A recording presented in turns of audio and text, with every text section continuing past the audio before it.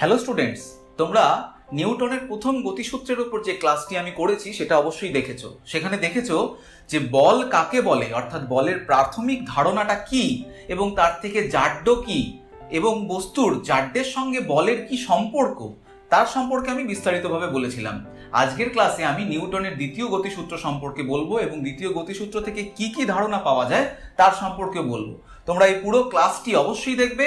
আমি Subhadip sir, tune of ফিজিক্সের পক্ষ থেকে তোমাদের সকলকে অনেক অনেক স্বাগত।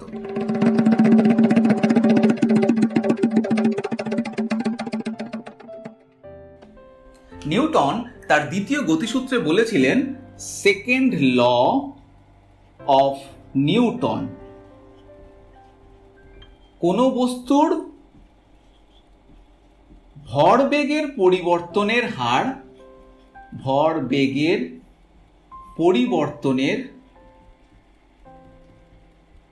হার প্রযুক্ত বলের সঙ্গে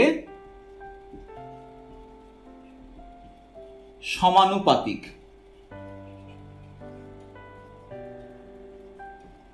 এবং বল যেদিকে ক্রিয়া করে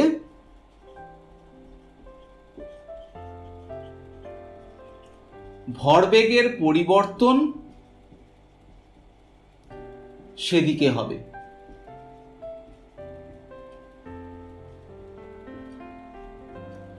তাহলে এখান থেকে আমি দুটো কথা জানতে পারলাম, এক হচ্ছে ভরবেগের পরিবর্তনের হার এবং এই নতুন কথা ভরবেগের পরিবর্তনের হার, এবং ভরবেগের পরিবর্তন যেদিকে হয় সেদিকেই বল ক্রিয়া করে। এই যে দুটো কথা শিখলাম, তার মধ্যে প্রথম কথাটা যেটা শিখেছি সেটা হচ্ছে ভরবেগ কি জিনিস।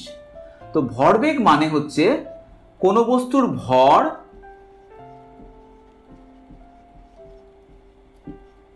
ও বেগ এর গুণফলকে ভরবেগ বলে। তাহলে এটা একটা নতুন ভৌত রাশি যা বস্তুর ভর আর বেগের গুণফলের দ্বারা তৈরি হয়। তাহলে এটা একটা ভেক্টর রাশি হবে, কারণ বেগ যেহেতু ভেক্টর রাশি তার মানে ভরবেগও ভেক্টর রাশি হবে। তাই যদি ধরলাম এটা একটা বস্তু যার নাম বললাম এ, এর ভর এম এ এবং এর বেগ ভি এ, তাহলে এই বস্তুটির ভরবেগ হবে ভরবেগ ইজ ইকুয়ালস টু ভর ইন্টু বেগ, অর্থাৎ ভর এখানে এম এ এবং বেগ এখানে ভি এ। তাহলে ভরবেগটাকে আমি যদি নাম দিই পি এ, তাহলে P A equals to M A into V A. এখন যেহেতু এটা ভেক্টর রাশি তাই এটাকে আমরা লিখতে পারি P A vector is equals to M A into V A vector. এর একক কি হবে? যদি ভরের একক এসআই পদ্ধতিতে কেজি হয় আর বেগের একক মিটার পার সেকেন্ড হয়, তাহলে ভরবেগের একক বুঝতে পারছি এটা হবে কেজি মিটার পার সেকেন্ড। ঠিক একই রকম ভাবে সিজিএস পদ্ধতিতে ভরের একক যদি গ্রাম হয় আর বেগের একক সেন্টিমিটার পার সেকেন্ড হয়, তাহলে ভরবেগেরই একক হবে গ্রাম সেন্টিমিটার পার সেকেন্ড। এর মাত্রা কি হবে? মাত্রা হবে পি এর মাত্রা ইজ ইকুয়ালস টু ভরের মাত্রা এবং বেগের মাত্রা। এখন ভরের মাত্রা মানে ক্যাপিটাল এম, বেগের মাত্রা হচ্ছে L T to the power minus one, তার মানে M L T to the power minus one. এটা হচ্ছে ভরবেগের মাত্রা। তো এই ভরবেগের পরিবর্তনের হার হচ্ছে প্রযুক্ত বলের সঙ্গে সমানুপাতিক। তো ভরবেগের পরিবর্তন বলতে কি বোঝায়, তো একটা উদাহরণ থেকে দেখি।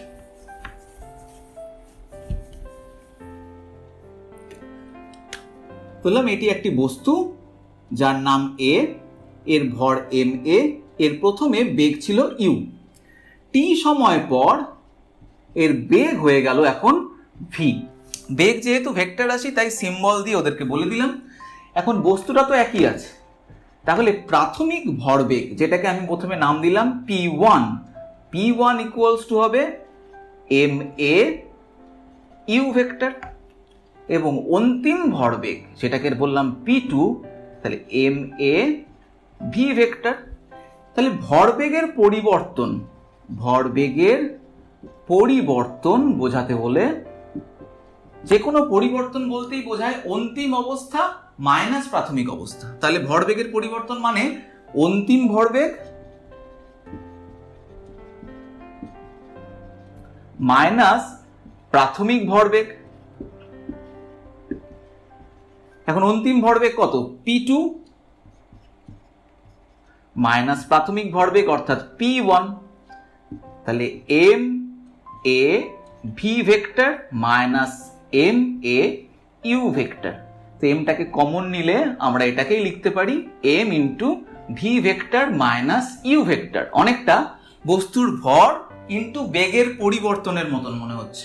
তাহলে এটাকে লিখতে পারি ভর ইন্টু বেগের পরিবর্তন। এখন ভরবেগের পরিবর্তনের হারের কথা বলেছে, তাহলে ভরবেগের পরিবর্তন লিখেছি, পরিবর্তনের হার অর্থাৎ ভরবেগের পরিবর্তনের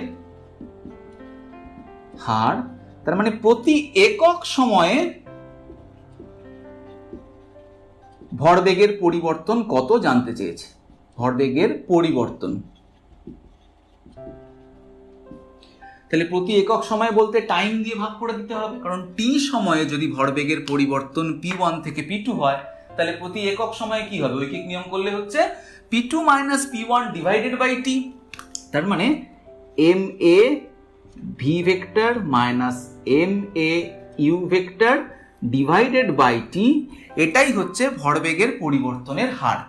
এবং এই পরিবর্তনের হার এটাই প্রযুক্ত বলের সঙ্গে সমানুপাতিক। তো ধরলাম এই যে পরিবর্তনটা যখন হয়েছিল সেই পরিবর্তনটা একটা বলের জন্য হয়েছিল, যে বলটা আমরা কত জানি না সেটাকে বললাম এফ। ধরলাম এফ বলের প্রভাবে টি সময়ে বস্তুটির ভরবেগ p1 থেকে p2 হয়েছিল।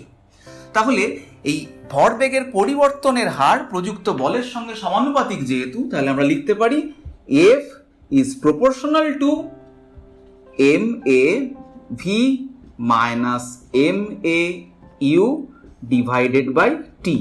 তাহলে এটা হয়ে গেল প্রযুক্ত বলের সঙ্গে সমানুপাতিক। এবার দেখো সেকেন্ডে একটা কথা লেখা আছে যে বল যেদিকে ক্রিয়া করে ভরবেগের পরিবর্তনও সেদিকে হয়। এই সমানুপাতিক চিহ্নতে তোমরা ভেক্টর যে রূপটা দেখছো তাতে দেখো যে F is proportional to M এটাকে কমন নিলাম, তাহলে V minus U divided by T. তার মানে বেগের পরিবর্তন যেদিকে হচ্ছে ফোর্স সেই দিকে হচ্ছে এবং সমানুপাতিক হারে হচ্ছে। তাহলে সেকেন্ডটাও এর থেকেই বলা যায় যে ভরবেগের পরিবর্তন যেদিকে হয় অর্থাৎ বেগের পরিবর্তন যেদিকে হয় বল সেদিকেই ক্রিয়া করে এবং বলের মান ভরবেগের পরিবর্তনের হারের মানের সঙ্গে সমানুপাতিক। তাই এই চিহ্নটা দিয়েও লিখেছি। এবার এই সমীকরণে দেখো বেগের পরিবর্তনের হার দেওয়া আছে। বেগের পরিবর্তনের হার মানে কি? ত্বরণ। বেগ বৃদ্ধি বা হ্রাস একেই আমরা জানি ত্বরণ বা মন্দন বলে।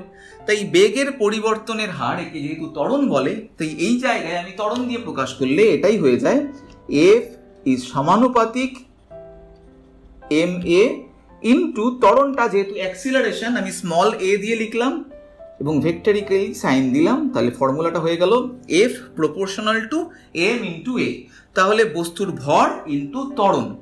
এবার এই সম্পর্কটিকে যদি আমরা একটা সমীকরণের রূপ দিই তাহলে সেই সমীকরণ তৈরি করতে হলে আমাকে সমানুপাতিক চিহ্নটাকে সরাতে হবে।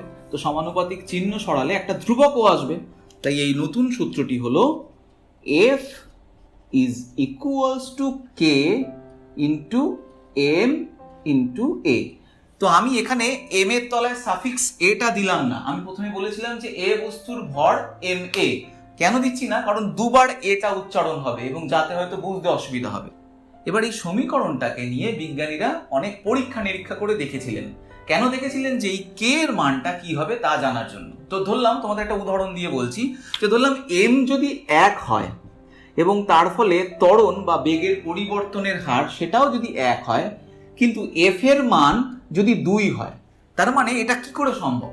তার মানে এটা তখনই সম্ভব যদি কে এর মান 2 হয়, তাহলে এটা 2 হওয়া সম্ভব।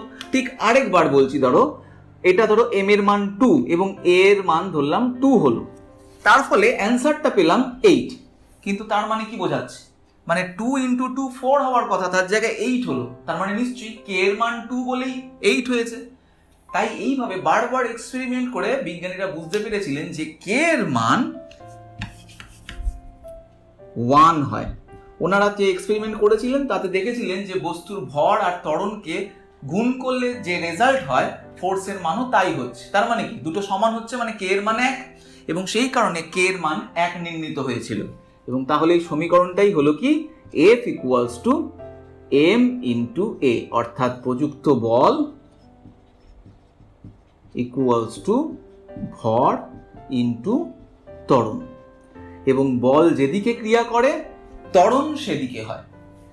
বল যেদিকে ক্রিয়া করে বেগের পরিবর্তন অর্থাৎ ত্বরণ সেই দিকে হয়। এটা হচ্ছে নিউটনের দ্বিতীয় গতিসূত্রের আউটকাম। তাই যদি পরীক্ষায় দ্বিতীয় গতিসূত্র আসে তাহলে তোমরা কিন্তু কখনই এরকম লিখবে না যে কোনো বস্তুর বল হচ্ছে ভর ইন্টু ত্বরণ, এটাই নিউটনের দ্বিতীয় গতিসূত্র। না, এটা কিন্তু নিউটন বলেননি। নিউটন বলেছিলেন কোনো বস্তুর ভরবেগের পরিবর্তনের হার প্রযুক্ত বলের সঙ্গে সমানুপাতিক। সেখানে ভরবেগ দিয়ে বলেছিলেন, ত্বরণ দিয়ে কিছু বলেননি। তো এখন এই সমীকরণটাকে সমাধান করে এই রূপটাই পেয়েছি। এবার আমরা দেখো যে এই যে প্রযুক্ত বল বলছি, তো আমরা তো এখন এই দাঁড়িয়ে আছি একটা মেঝের ওপর। আচ্ছা, এখন কি আমাদের উপর কোনো বল কাজ করছে? কারণ নিউটনের গতিসূত্রে বলছে যে কোনো বস্তুর উপর বল ক্রিয়া করলে বস্তুটি ত্বরণ হবে। তাহলে আমাদের তো এখন কোনো ত্বরণ নেই, কারণ যেহেতু আমরা চুপচাপ দাঁড়িয়ে আছি। তাহলে আমাদের উপর নিশ্চয়ই কোনো বল নেই। না, বল আছে। আমাদের ওপর বল দুটি আছে। একটা ওজন বা অভিকর্ষজ বল, যেটা পৃথিবী আমাদেরকে তার কেন্দ্রের দিকে প্রয়োগ করছে, আর আরেকটা এই তল, যা আমাদেরকে উপর দিকে বা ঊর্ধ্ব দিকে লম্ব প্রতিক্রিয়া দিচ্ছে। এবং এই নিচের দিকে ক্রিয়াশীল অভিকর্ষজ বল এবং লম্ব প্রতিক্রিয়া বল, এই দুটো সমান ও বিপরীত হওয়ায় লব্ধি বলটা শূন্য হয়। তো এই কথাটা আমি কেন বলছি? তার কারণ এই যে প্রযুক্ত বলের কথা বলছি, এই প্রযুক্ত বলটার মানে হচ্ছে যে প্রযুক্ত লব্ধি বল। তো বল দু প্রকারের হয়, যেটা আমাদের এই নিউটনের দ্বিতীয় গতিসূত্র করার জন্য লাগবে। এক রকমের বল হয় প্রতিমিত বল, আর এক রকমের বল হয় অপ্রতিমিত বল।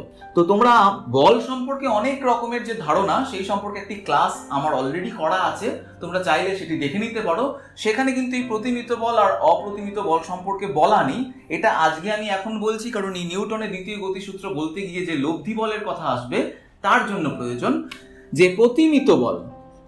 প্রতিমিত বল কথাটির অর্থ হচ্ছে যে যখন কোনো বস্তুর ওপর একাধিক বল কাজ করে, তারপরেও বস্তুটির কোনো রূপ ত্বরণ থাকে না, তখন বলা হবে যে ওই বস্তুটির ওপর লব্ধি বল শূন্য। একেই বলা হয় প্রতিমিত বল। মানে কোনো বল কাজ করছে না রেজাল্টে, একাধিক বল হয়তো কাজ করছে, কিন্তু রেজাল্ট যেটা বেরোলো তাতে কোনো বল নেই, অর্থাৎ তার কোনো ত্বরণও নেই। অর্থাৎ এফ নেট লব্ধি বল যেটাকে বলছি সেটা শূন্য, তার মানে এর ত্বরণও কি শূন্য। আর অপ্রতিমিত বল, অপ্রতিমিত বল মানে হচ্ছে কোনো বস্তুর ওপর একাধিক বল কাজ করলেও যদি ওই বস্তুটি একটি নির্দিষ্ট দিকে একটি নির্দিষ্ট ত্বরণ নিয়ে গতিশীল হয়, তখন বলা হবে যে ওর ওপর একটি লব্ধি বল কাজ করছে, এবং সেই জন্যই ওটাকে অপ্রতিমিত বল বলে। যেমন ধরলাম এই একটা বস্তু, এই বস্তুটির ওপর এদিকে একটা বল কাজ করছে যার নাম বললাম F1 এবং এর মান বললাম 5 নিউটন। এইদিকে একটা বল কাজ করছে উল্টো দিকে F1 এর, এবং এর বললাম 3 নিউটন। বুঝতে পারছি দুটো বল কাজ করছে।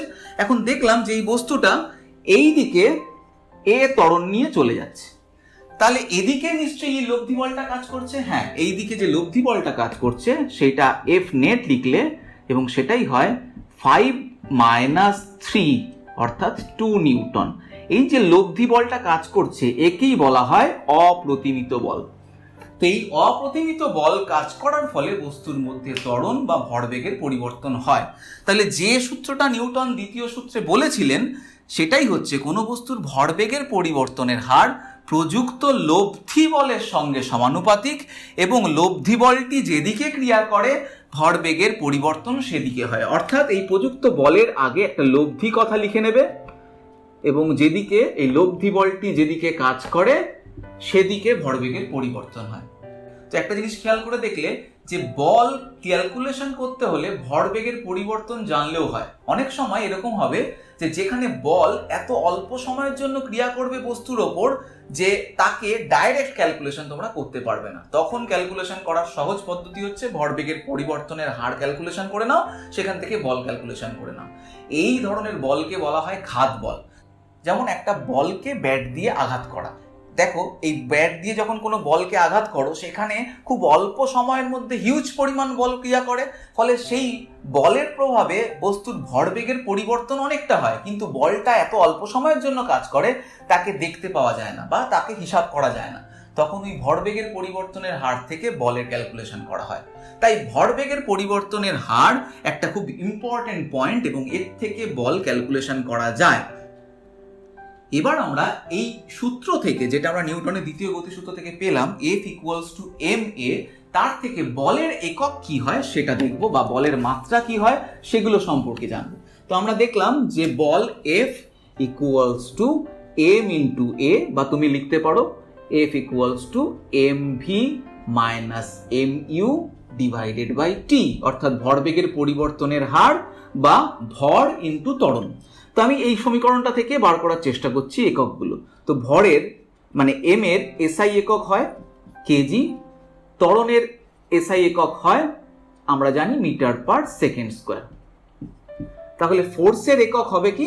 ফোর্সের একক হবে কেজি মিটার/সেকেন্ড স্কোয়ার।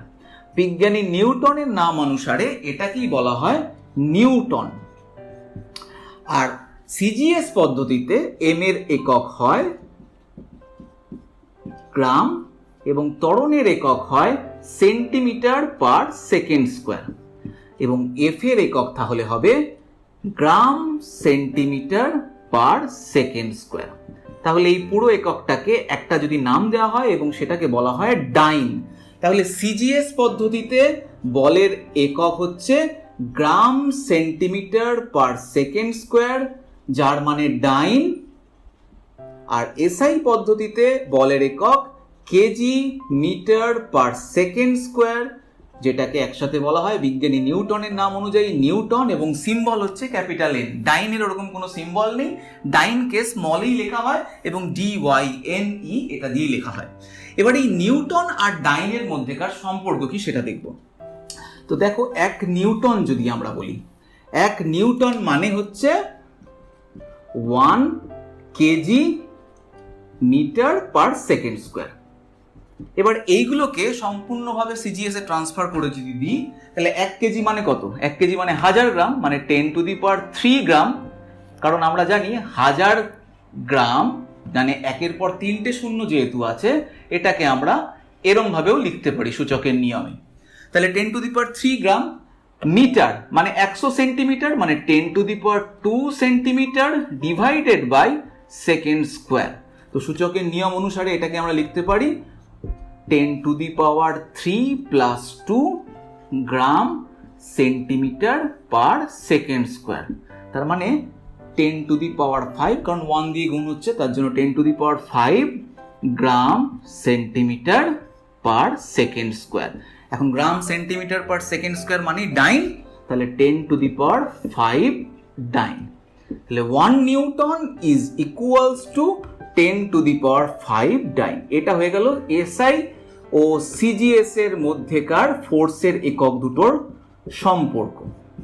এবার যদি বলি যে এই বলের মাত্রাটি নির্ণয় করো, তাহলে বলের মাত্রা কি হবে? ভরের মাত্রা এবং ত্বরণের মাত্রা। তো আমি ফোর্সের মাত্রা ক্যালকুলেশন করছি, এম এর মাত্রা আর এ এর মাত্রা। এম এর মাত্রা আমি জানি ক্যাপিটাল এম হয়, আর ত্বরণ মানে কি? বেগ বাই সময়। তার মানে ভরের মাত্রা, বেগ মানে আবার জানি সরণ বাই সময়, অর্থাৎ S divided by T square. তাহলে এটাই হয়ে যাচ্ছে ক্যাপিটাল এম মাত্রা বসালে, আর এস এর জায়গায় বসাতে পারছি L divided by T square. তাহলে মাত্রা হয়ে গেল এম এল T⁻², কারণ টি স্কোয়ারটা নিচে আছে, উপরে উঠে গেলে T⁻² হবে। তাহলে ফোর্সের মাত্রা হলো F = mL T⁻²। তাহলে তোমরা আজকে নিউটনের দ্বিতীয় গতিসূত্রের ক্লাসটি থেকে বলের মান কত হতে পারে, অর্থাৎ ফোর্স ইন্টু ত্বরণ বা ফোর্স ইন্টু বেগের পরিবর্তনের হার বা ভরবেগের পরিবর্তনের হার, এগুলো সম্পর্কে জানলে এবং ভরবেগ কাকে বলে বা ভরবেগের পরিবর্তন কি জিনিস তার সম্পর্কেও জানলে। তো এরপর আমি তোমাদেরকে নিউটনের দ্বিতীয় গতিসূত্রের থেকে যে কি কি অঙ্ক হতে পারে তার দু একটি অঙ্ক করে তোমাদেরকে দেখাবো, বা তোমাদের যদি জানতে হয় এই ব্যাপারে তাহলে তোমরা নিচে দেওয়া লিঙ্ক থেকে ওর সম্পর্কিত অঙ্কগুলোকে তোমরা পেয়ে যেতে পারো। আর তোমাদের যদি এই ক্লাসটা ভালো লাগে তাহলে এই চ্যানেলটিকে অবশ্যই সাবস্ক্রাইব করো আর অনেক অনেক শেয়ার করো, যাতে তোমাদেরই বন্ধুরা এই ক্লাসটিকে পেয়ে উপকৃত হয়। আর তোমাদের এই পুরো ক্লাসটি দেখার জন্য আমার তরফ থেকে অনেক অনেক থ্যাংক ইউ।